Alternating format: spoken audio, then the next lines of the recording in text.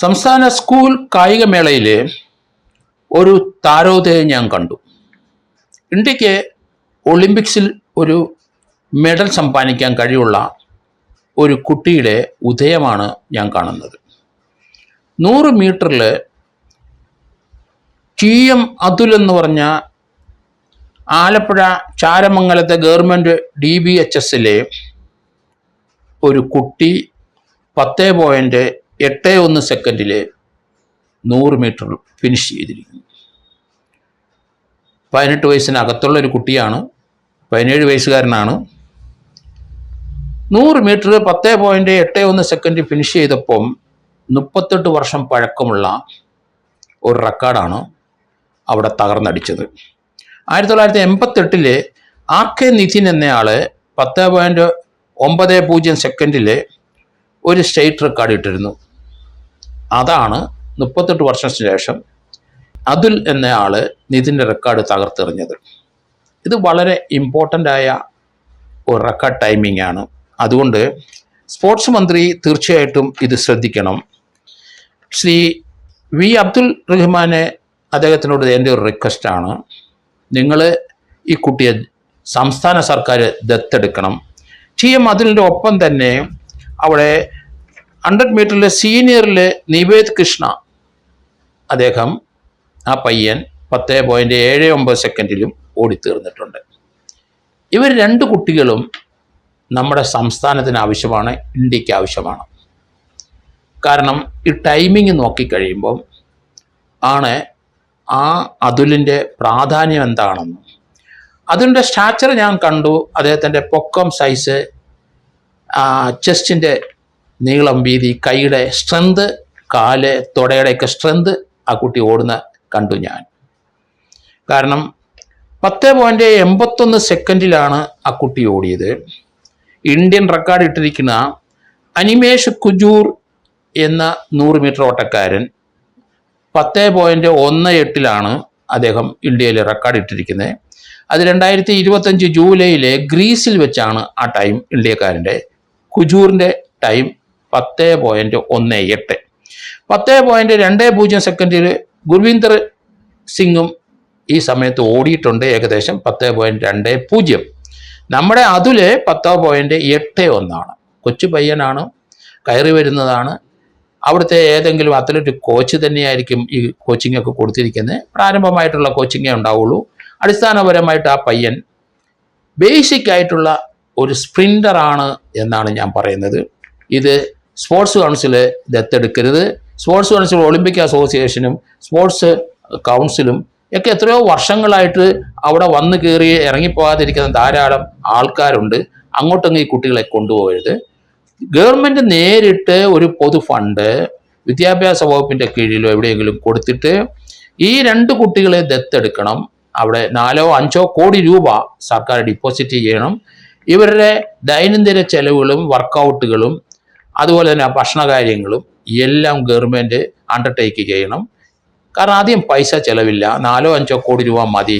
ഒരു 3-4-5 വർഷം കൊണ്ട് ഒളിമ്പിക്സിൽ ഒരു മെഡൽ 100 മീറ്ററിന് കിട്ടും എന്നാണ് എൻ്റെ പ്രതീക്ഷ. പക്ഷേ ഈ 2 പ്രതിഭകളെയും ഒന്നിച്ച് ഒരു കേരള സ്റ്റേറ്റിലെ കോച്ചിൻ്റെ കീഴിൽ, അത്ലറ്റിക് കോച്ച്, നമ്മൾ വിദേശത്തൊന്നും പോകേണ്ട ആവശ്യമൊന്നുമില്ല. കാരണം നമ്മുടെ സ്ഥലത്ത് നാടനായിട്ടുള്ള നമ്മുടെ പ്രദേശങ്ങളിൽ 10.81 സെക്കൻഡിൽ ആ കുട്ടി ഓടിയിരിക്കുന്നു. അതുകൊണ്ട് ഇനി വിദേശത്തൊന്നും അയക്കണ്ട.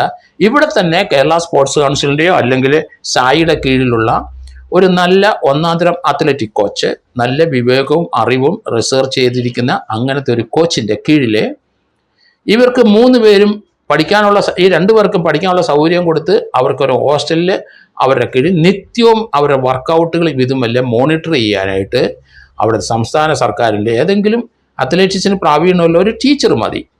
സ്പോർട്സ് കൗൺസിലെ ഒരിക്കലും ഡിപ്പെൻഡ് ചെയ്യണം. അവിടെ കൊടുക്കുന്ന പണമെല്ലാം വേറെ പല വഴിക്ക് വീതം വെച്ച് പോകുന്ന കാഴ്ച ചെറുപ്പം മുതലേ ഞാൻ കണ്ടുകൊണ്ടിരിക്കുന്നതാണ്. 100 മീറ്ററിൻ്റെ സ്റ്റേറ്റ് റെക്കോർഡ് സ്വിമ്മിങ്ങിലെ എൻ്റേതായിരുന്നു. 100 മീറ്ററിൻ്റെ കേരള യൂണിവേഴ്സിറ്റി റെക്കോർഡ് എൻ്റേതായിരുന്നു. ഒരു 100 മീറ്റർ റേസുകാരൻ്റെ ഹെൽത്ത് എങ്ങനെയിരിക്കണം, ആ ഹെൽത്തുകാരൻ്റെ വർക്കൗട്ട് എങ്ങനെയാണെന്ന് നല്ല കൃത്യമായ ഒരു നിശ്ചയം എനിക്കുണ്ട്. അത് തന്നെയല്ല, ഇന്റർ യൂണിവേഴ്സിറ്റിയിലും ഓൾ ഇന്ത്യ പോലീസ് മീറ്റിലും ഞാൻ മെഡൽ സമ്പാദിച്ചിട്ടുണ്ട്. ഇന്ത്യയിലെ 1 മിനിറ്റിനകം 100 മീറ്റർ സ്വിമ്മിങ്ങിൽ ഫ്രീ സ്റ്റൈല് റെക്കോർഡ് 1 മിനിറ്റിനകത്ത് താഴെ വന്ന 4 പേരിൽ ഒരാളായിരുന്നു ഞാൻ. അതുകൊണ്ട് 100 മീറ്റർ ഡാഷിൻ്റെ പ്രാധാന്യം എന്താണെന്ന് എനിക്കറിയാം. ആ കുട്ടിയുടെ ശരീരം മുഴുവൻ ഞാനൊന്ന് നോക്കുന്നതിൻ്റെ കാരണം അതുകൊണ്ടാണ്. അദ്ദേഹത്തിന് ഒരു നല്ലൊരു ഭാവി ആ നിതിനുണ്ട്. കാരണം ഏത് സാഹചര്യത്തിലാണ് ആ കുട്ടി വന്നതെന്ന് അറിയില്ല, എങ്കിലും ബേസിക് ആയിട്ടുള്ള അദ്ദേഹത്തിൻ്റെ ഫിസിക്ക് ഒരു സ്പ്രിൻ്ററിന് പറ്റിയതാണ്. അത് ആ നാടൻ ഓട്ടം ഓടിയിട്ട് 10.81 ടൈമിൽ ആ കുട്ടി 100 മീറ്റർ ഫിനിഷ് ചെയ്തപ്പം 38 വർഷം പഴക്കമുള്ള 10.90 എന്ന ആ സംസ്ഥാനത്തെ സ്കൂൾ കായികമേളയിൽ അന്ന് റെക്കോർഡ് ഇട്ടത് ബ്രേക്ക് ചെയ്തിരിക്കുകയാണ്. അതുകൊണ്ട് മിനിസ്റ്റർ ഇത് ശ്രദ്ധിക്കണം, മറ്റൊന്നും നോക്കരുത്. മിനിസ്റ്റർ തൻ്റെ അധികാരം ഉപയോഗിച്ചിട്ട് സ്പോർട്സ് കൗൺസിലിനെ ഏൽപ്പിക്കാതെ അവിടുത്തെ കായിക പ്രേമികളായുള്ള അധ്യാപകർ ധാരാളം പേരുണ്ട്, അവരെല്ലാം ഒന്ന് വിളിച്ചു കൂട്ടിയിട്ട് ഈ 2 കുട്ടികളെ സംസ്ഥാനം സ്വീകരിക്കണം. അതോടൊപ്പം തന്നെ അവരുടെ ചെലവിൽ 4-5 വർഷത്തെ അവരുടെ ഇപ്പം തന്നെ 22-23 വേൾഡ് ക്ലാസ് ലെവലിലുള്ള ഒളിമ്പിക്സിൽ 100 മീറ്ററിന് പങ്കെടുക്കാൻ കഴിയുന്ന രീതിയിൽ ഇതുങ്ങളെ വളർത്തിക്കൊണ്ടുവരാൻ കഴിവുള്ള കോച്ചസ് കേരളത്തിൽ ധാരാളം ഉണ്ട്. നമുക്ക് വിദേശത്തൊന്നും പോകണ്ട. നാടനായ ഓട്ടം ഓടിയിട്ട് 10.81 സെക്കൻഡിൽ ആ കുട്ടിക്ക് വരാമെങ്കിൽ തീർച്ചയായിട്ടും ഇവിടെയുള്ള അദ്ദേഹത്തിൻ്റെ ഇപ്പോഴത്തെ ആരാണ് കോച്ച്, ആ കോച്ചിനെയും കുറച്ചുകൂടെ വിവേകവും അറിവുമുള്ള നല്ലൊരു ഷായിയുടെ അത്ലറ്റ് കോച്ച്, ഡെഡിക്കേറ്റഡ് ആയിട്ടുള്ള കോച്ച് ഒരാളെയും കൂടെ നിയമിച്ചിട്ട് അവരെ ആ 2 കുട്ടികളെ ദത്തെടുക്കണം. കാരണം സീനിയറിൽ 100 മീറ്ററിൽ വന്ന നിവേദ് കൃഷ്ണയും 10.79 സെക്കൻഡിൽ അദ്ദേഹം ഓടിയിട്ടുണ്ട്. അതുകൊണ്ട് ഈ 2 കുട്ടികളെയും പരിരക്ഷിക്കേണ്ട ചുമതല നമുക്കുണ്ട്. ഇന്ത്യക്ക് ഇന്ന് വരെ കഴിയാത്ത ഒരെണ്ണം കേരളത്തിലെ ഗവൺമെൻറ്റിന് സാധിക്കണം, മലയാളിക്ക് സാധിക്കണം, മലയാളിക്ക് അത് സാധിക്കുകയുള്ളൂ. അതുകൊണ്ടാണ് ഞാനിത് പ്രപ്പോസ് ചെയ്യുന്നത്. ഗവൺമെൻറ് 4-5 കോടി എത്രയോ കോടി രൂപ നമ്മൾ കളയും, 4-5 കോടി രൂപ എഡ്യൂക്കേഷൻ വകുപ്പിൽ പ്രത്യേകം ഇവർക്ക് വേണ്ടി മാത്രം നീക്കിവെച്ച് ഈ കുട്ടികളെ ഇപ്പോൾ മുതൽ ഈ ആഴ്ച മുതലോ അടുത്ത ആഴ്ച മുതലോ ഇവരെ സർക്കാരിൻ്റെ ഗസ്റ്റായിട്ട് എടുത്തിട്ട് അവർക്ക് ട്രെയിനിങ് കൊടുക്കും. അത് മോണിറ്റർ ചെയ്യാൻ കമ്മിറ്റി വേണം. അത് മോണിറ്റർ ചെയ്യാൻ കേരളത്തിലെ തന്നെ കൗതുകമുള്ള അല്ലെങ്കിൽ കേരളത്തിലെ തന്നെ ധാരാളം ഇതിനോട് കൗതുകം കാണിക്കുന്ന ധാരാളം സ്പോർട്സുകാരുണ്ട്. അവരുടെ ഒരു കമ്മിറ്റി രൂപീകരിച്ചിട്ട് ഇതിൻ്റെ പ്രോഗ്രസ് ഓരോന്ന് ചെയ്യണം.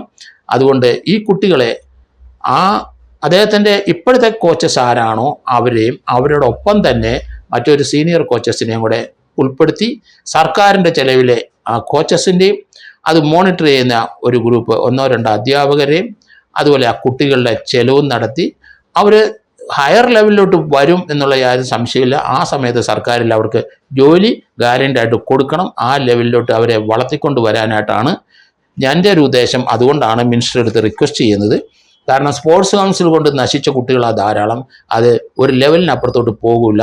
അവിടുത്തെ ഒളിമ്പിക് അസോസിയേഷനിലും അതുപോലെ സ്പോർട്സ് കൗൺസിലിലെ എല്ലാം അവിടെ ചേക്കേറിയിരിക്കുന്ന ധാരാളം കളവന്മാരുണ്ട്. അവരെയൊക്കെ പുറത്താക്കണം. കാരണം അതുകൊണ്ടൊന്നും നമ്മുടെ സംസ്ഥാനത്തിന് നേട്ടം ഉണ്ടാകത്തില്ല. ഇപ്പം ഭാഗ്യത്തിന് നമുക്ക് 2 കുട്ടികളെ കൈ കിട്ടിയിട്ടുണ്ട്. ആ കുട്ടികളെ പ്രൊമോട്ട് ചെയ്യണമെന്ന് ഉദ്ദേശിച്ചുകൊണ്ടാണ് ഈ ഒരു റിക്വസ്റ്റ് വെക്കുന്നത്.